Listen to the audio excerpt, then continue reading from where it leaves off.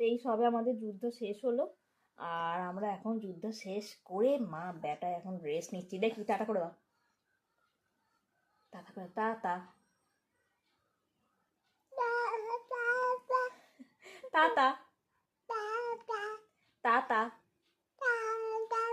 Tata বাবা বাবা বলো বাবা মা মামা টাটা টাইটা হাতাতা। তো খেলো হয়তো দু গোঁদলের মতো, আর বাকিটা সব উগড়ে ফেলে দিল। মানে কি বলবো, মানে এই যুদ্ধ করে করে আর পাচ্ছি না।